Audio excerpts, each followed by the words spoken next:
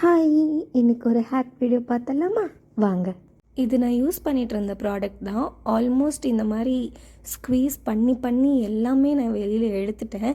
But இருந்தாலும் அந்த tube கூட கொஞ்சம் ஒட்டியிருக்கும்ல, அதை ஏன் நம்ம வேஸ்ட் பண்ணணும்? ஏதோ ஒரு ஹேக் ஒன்று ட்ரை பண்ணி இதில் இருக்கிறத வெளியில் எடுத்து எப்படியாச்சும் யூஸ் பண்ணிடலான்னு சொல்லிட்டு தான் இன்றைக்கி ஒரு வீடியோ ஷூட் பண்ணேன் நான்.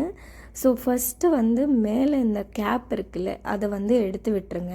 கேப் எடுத்தோடனே ப்ராடக்ட் தான் வருதுன்னு பார்த்தா பபிள் தான் வந்துச்சு. பபிளை வச்சு என்ன பண்ணுறது அப்படின்னு சொல்லிட்டு ஹேக்கை கண்டினியூ பண்ண ஆரம்பித்தேன். பின்னாடி ஆப்போசிட் சைடில் இருக்குல்ல, இந்த போர்ஷனை சிசர் வச்சு கட் பண்ணி எடுத்துக்கோங்க.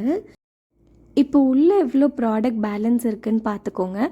அதிகமாக இருந்துச்சுன்னா கண்டிப்பாக இந்த ஹேக் ஒர்க் ஆகும். பட் இந்த அளவுக்கு கம்மியாக இருந்துச்சுன்னா கூட இந்த ஹேக் ஒர்க் ஆகிறது கஷ்டம்தான். நான் பார்த்த எந்த ஒரு ஹேக் வீடியோலையும் இந்த ஒரு லூப் ஹோல் சொல்லவே இல்லை. நானும் ஒரு நம்பிக்கையில் சரி கண்டிப்பாக வந்துடும் அப்படின்னு சொல்லிட்டு கேப்பை உள்ளே இன்சர்ட் பண்ணி சிசர் வச்சு குத்தி என்னென்னமோ பண்ணி நானும் ட்ரை பண்ணி பார்த்தேன். ஆனால் எனக்கு ப்ராடக்ட் எதுவும் வெளியில் வந்த மாதிரி தெரியல, பபிள் தான் வெளியில் வந்துச்சு. ஹேக் ஒர்க் ஆகலைன்னு எனக்கு தெரிஞ்சிருச்சு.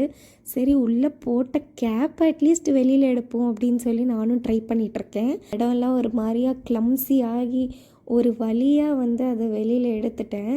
வெளியில் எடுத்துகிட்டு பார்த்தேன், சரி ஓகே, அதில் அட்லீஸ்ட் ஏதோ ஒரு ப்ராடக்ட் இருக்கா, வெளியில் வந்திருக்கா அப்படின்னு.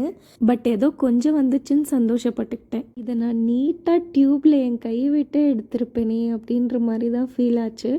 பட் இந்த ஹேக்கு நீங்கள் ட்ரை பண்ணிங்கன்னா உங்களுக்கு எந்த அளவுக்கு ஒர்க் ஆகிருக்குன்றது எனக்கு சொல்லுங்கள் காமெண்ட்ஸில். வீடியோ பார்க்குறவங்க சேனலை சப்ஸ்கிரைப் பண்ணிவிட்டு பாருங்கள். இன்னொரு வீடியோவில் பார்க்கலாம். பாய்.